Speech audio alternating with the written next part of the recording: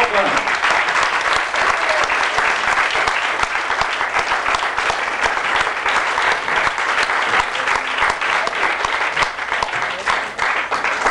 Okay, you can go now. Hello, everybody. Hi. Thanks for coming. Okay, this is a photo opportunity time. Oh, this is photo op. Yes. Still jet lagging a bit.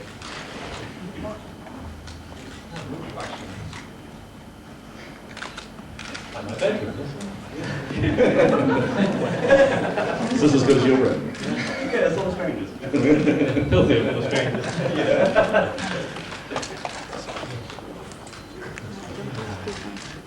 Are we leaning off? What's happening?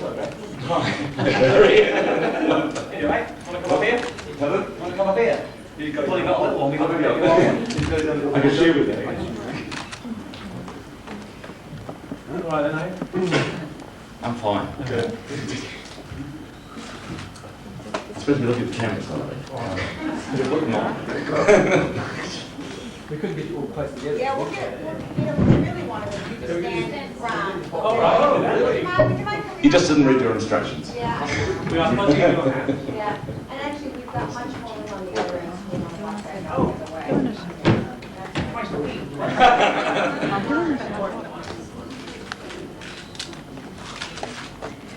Can you all just lean towards me? Just your head. Relax. That's good. You can leave that now. All right, thank you, gentlemen. Thank you. Oh, you sit down here now. Thank you very much. Keep the same success. And a lot of the younger groups and bands, from Boyzone to Steps and people like that, particularly in Europe, covered a lot of the songs. And it's a great feeling for any songwriter to have a song, particularly like Words, which was a big hit for Boyzone.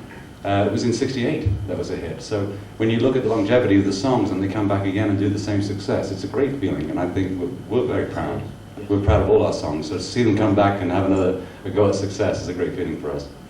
Do you ever ask or hope bands will in fact do the song Story? I'm thinking of bands like 911. Mm-hmm. Yeah, they did More Than a Woman, but Yeah. we never actually, sorry, Bob. Go ahead.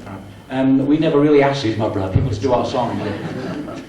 They just do them, and that's what knocks us out, you know, that people will actually go out of their way to find or listen to some of our songs to see if there's something worthy of recording. So, you know, no, we never chase people to do our songs. We did a long time ago. I mean, they chase us, but not to our song. Oh. Oh, you're on. I don't know the answer to that.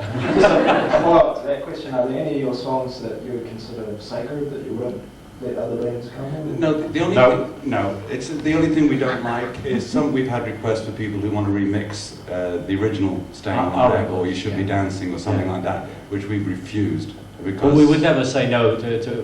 We don't have a song that we wouldn't have anybody that wants to do it and to express it in their own way. or to remix the originals. No, we won't allow that. I mean, we had the Ghetto Superstar by Pras Michael, which was Islands in the Stream, and because they were expressing it in their way, we thought that was just as flattering. Yes. Please. Get a microphone. You guys have been in the charts since the '60s, stuck together all the way to now. Have you got any secrets to pass on? Yes, sheep cell injections. There's a lot of bands who don't manage to stick together. You know, that's what I'm saying. Well, I think it's brothers, perhaps, is the real. If it's a secret, if you're family, I don't think a group like us could really stay together as long as we have without being brothers. I think it's very. And we all owe each other money. Yeah, we all know each other. I think it's the songs too. It's the songs that have kept the longevity going. Yeah, we just love what we do. You know, how can you not? I mean, we've made music all our lives. It hasn't, it hasn't all been as good as we wanted it to be, but we've done it all our lives, and we love doing it. Period. Yeah, I think it's because we've been sort of bonded together by Bondage. and they're unified in the same goals. You know, according to one of your papers, much like the craze. Yes, so we've read. Dylan. Yes. Yeah, I mean, you're joking then, which is good. I mean, do you think you can ever have too much money? No. No. Do you know of anybody who does? Actually, we're just very fortunate that to have the success and to do what we've been doing for so long. We feel very blessed Yeah, about it's that. not about money. It's something what we did when we were kids. We just wanted to be liked and our music liked. We never thought about how much money you could earn from it. No one told us we could make any money out of it. We just wanted to We play. were quite surprised when we found out you could. Yes, sir. John Bridges, Ice TV. Youth of today, off the rails. Music of today, just noise. Your views? I'm sorry. Have you been to the bar? Why not? No, sorry, could you hit us with that again? Was that? Yes. Youth of today, off the rails. Music of today, just noise. Oh, it's a riddle, isn't it? Oh, I see. It's a Your song. views. Yay. It's a preamble.